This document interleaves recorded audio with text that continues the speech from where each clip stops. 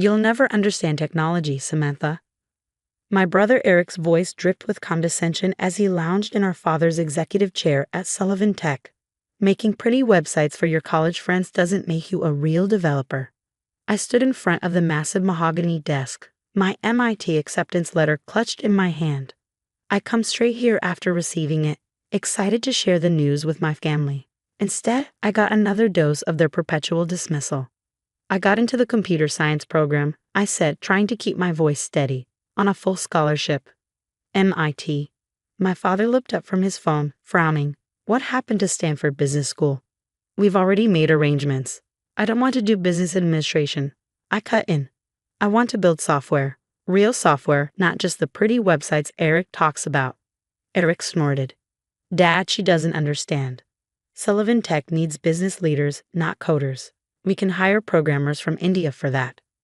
The casual racism made me wince, but it was typical of how my brother viewed technology. To him, coding was beneath the Sullivan family. We were supposed to be executives, making deals and playing golf, while lesser people did the actual work. Samantha, my father sighed, using his patient but disappointed voice. Your brother is right. You're a Sullivan. We don't write code, we run companies. End of discussion. I looked between them, my father CEO of Sullivan Tech and Eric, the golden boy heir apparent, neither of whom could write a line of code to save their lives. They ran a technology company based entirely on acquisitions and outsourcing, proudly ignorant of how their own products actually worked. Fine, I said quietly. I'll go to Stanford Business School, like you want. They both smiled, satisfied at having won. Neither noticed my crossed fingers behind my back or the determination in my eyes. 2 months later, I was setting up my dorm room at MIT. I turned down Stanford and the trust fund that came with it, choosing instead to pursue my passion. My mother had cried, my father had raged, and Eric had laughed, certain I would fail and come crawling back. You're making a huge mistake, my father had warned. Don't expect any support from us. I didn't. I had my scholarship, a part-time job at a local tech startup, and most importantly, I had a plan. That first year at MIT opened my eyes to possibilities my family couldn't imagine. While Sullivan Tech churned out mediocre enterprise software cobbled together from overseas contractors, I was learning about artificial intelligence, blockchain, and the future of cloud computing. My roommate, Lily Chen, became my best friend and eventual business partner. She was brilliant at systems architecture, while I excelled at AI algorithms. Together, we started working on something revolutionary during our spare time.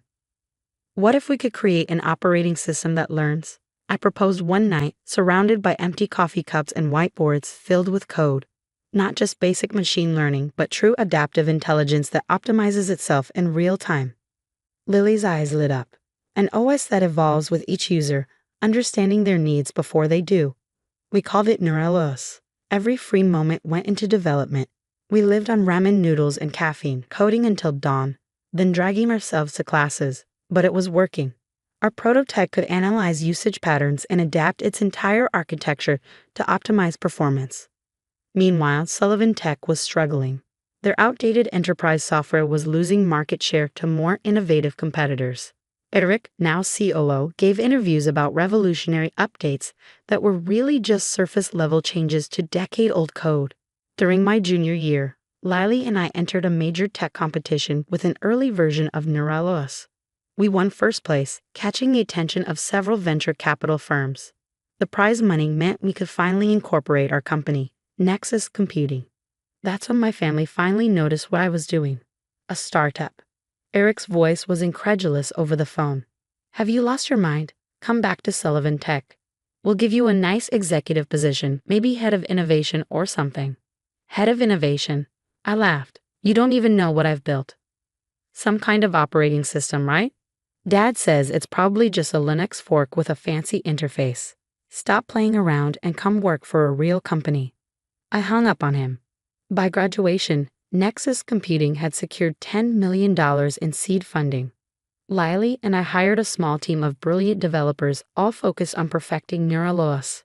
We worked in secret, protected by military-grade NDAs. One day, browsing Sullivan Tech's public GitHub repositories, I discovered something interesting.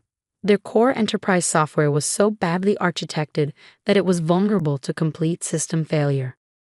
One bug could bring down their entire client network. I reported the vulnerability anonymously through proper channels. They ignored it. Should we tell them directly? Lily asked when I showed her the code. I shook my head. They wouldn't listen, but we can do something better. Neurelos was nearly ready for launch. Its adaptive architecture could run any existing software while continuously optimizing and securing it, including theoretically Sullivan Tech's vulnerable enterprise systems. We approached their clients first, not the executives, but the actual departments struggling with Sullivan Tech's buggy software. We offered them Neurelos as a solution, a new operating system that could run their existing applications while making them faster, more secure, and self-optimizing. The response was overwhelming. Company after company signed up for our beta program. None of them told Sullivan Tech they were running their software on Neurelos. Why would they? It just worked better. Then came the day I'd been waiting for. Sullivan Tech announced a major system upgrade for their enterprise clients. The update contained changes that should have broken compatibility with any standard operating system. But nothing broke. Their software kept running smoothly on Neurelos, which adapted automatically to the changes. Their clients didn't even notice the update. How is this possible? Eric demanded in an emergency board meeting, which I watched via a leaked video stream. Our monitoring shows all systems running normally, but these specs don't make sense. The performance metrics are impossible. My father, now executive chairman, looked equally baffled. Get our development team to figure it out. Sir, their lead architect spoke up nervously. We've tried. Whatever's happening is beyond our understanding. It's like the software is evolving on its own. I smiled, watching their confusion. Sullivan Tech's entire business now ran on my technology, and they didn't even know it. That evening, I received an email from a familiar address. My father's executive assistant. Emergency meeting requested with Sullivan Tech Board. Subject: Unknown technology integration. Your presence is required. I showed it to Lily, who grinned. Ready to show your family what real technology looks like. I thought about all the times they dismissed me, underestimated me, told me I'd never understand technology. Not yet, I replied. First, let's make them admit they're the ones who don't understand. I typed a response. Ms. Chen, CEO of Nexus Computing, will attend via video conference. They still didn't know that Ms. Chen was me, but they were about to learn just how much their former business princess understood about technology. The meeting was scheduled for tomorrow morning. I spent the night reviewing Neuralos's performance data across Sullivan Tech's network. The numbers were staggering: 300% efficiency improvement, 0 security breaches, and adaptation patterns that exceeded our most optimistic projections. My family had never believed I could create something meaningful. They were about to discover that their entire business now depended on my innovation, and I was just getting started. The Sullivan Tech boardroom looked exactly as I remembered it through my video feed: pretentious oil paintings, leather chairs, and men in expensive suits pretending to understand technology. Only now, I wasn't the dismissed daughter standing before them. I was the CEO they desperately needed to meet. My father sat at the head of the table, looking older than I remembered. Eric paced nervously behind him. Their entire development team huddled at the far end, laptops open, frantically trying to understand how their software was running better than they designed it. Thank you for joining us, Ms. Chen. My father began formally, unaware he was addressing his daughter. We've asked you here because our monitoring systems show that most of our enterprise clients are running our software on your Neurelos platform. All of your clients, actually, I corrected, using a slight accent in my voice. Not most. Eric stopped pacing. What? That's impossible. We haven't authorized any OS changes. I allowed myself a small smile, though they couldn't see it through my darkened video feed. Your authorization wasn't required. Your clients made the choice themselves. Neurelos is an open platform. This is corporate espionage, Eric declared. You've hijacked our software. On the contrary, I replied calmly. We've saved it. Would you like to see the vulnerability reports your team ignored? The ones showing how your entire network could be compromised with a single exploit? My father's face darkened. How did you get those internal reports? They weren't internal. They were submitted through proper security channels. You ignored them. I pulled up the documentation. Just like you ignore anything that challenges your assumptions about technology. Their lead architect spoke up. She's right, sir. These vulnerabilities are real. But somehow, Neurelos is protecting against them automatically. It's like nothing I've ever seen. I began sharing my screen, showing them Neurelos in action. The adaptive algorithms, the self-healing architecture, the evolutionary patterns that made their software run better than its original design. This is beyond our current development capabilities, the architect admitted. Years beyond. Eric slammed his hand on the table. Then how did this startup figure it out? Who are you really, Ms. Chen? Would you believe MIT computer science? I asked mildly. My father stiffened. Something in my voice must have triggered a memory.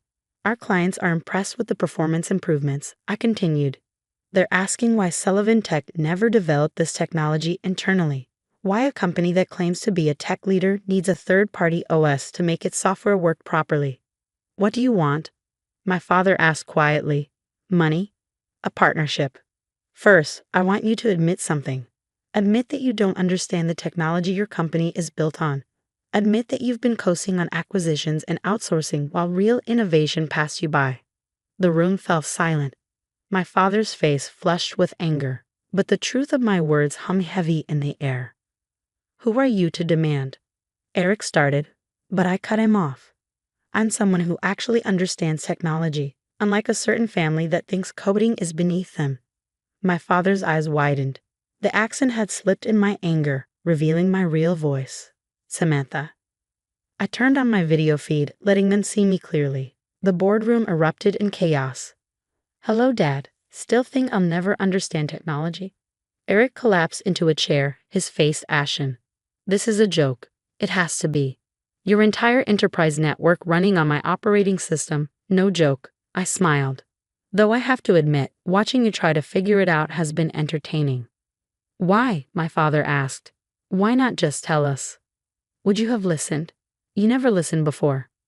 Not when I wanted to learn coding, not when I chose MIT, not when I tried to warn you about your security flaws.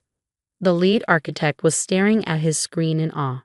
The adaptation algorithms, they're incredible. Our software is running at efficiency levels we thought were theoretically impossible. That's what happens when you let real developers innovate, I said, instead of treating them like replaceable resources. My father stood slowly. Name your price. Whatever you want for Neurelos. We'll acquire Nexus Computing, make you CTO. No, I cut him off.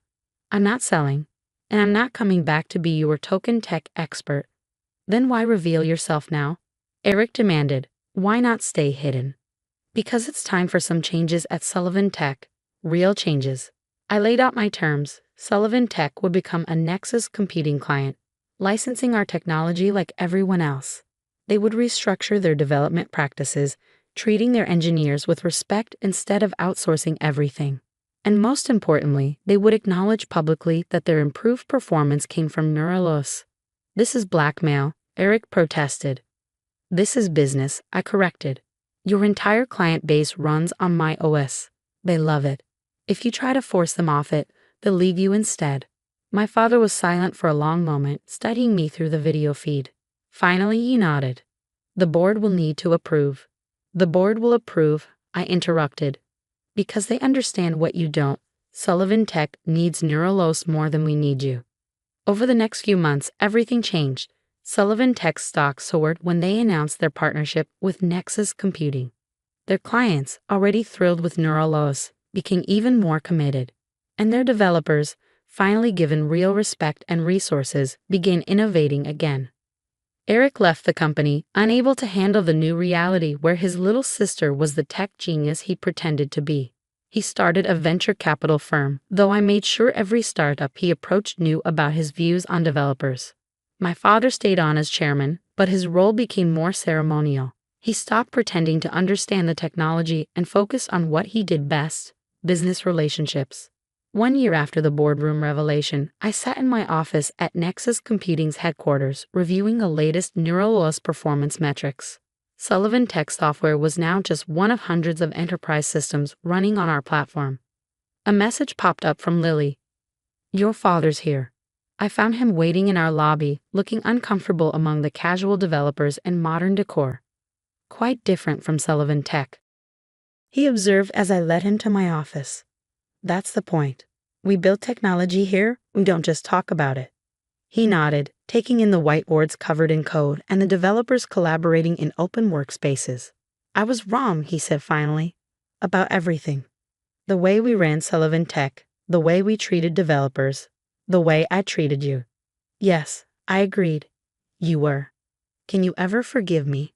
I thought about the scared but determined girl who defied her family to follow her passion, who'd worked through endless nights, learning and building while they mocked her choices. I don't need your forgiveness, I said. I need you to understand something. Technology isn't just about buying and selling companies. It's about creation, innovation, solving real problems. That's what I tried to tell you all those years ago.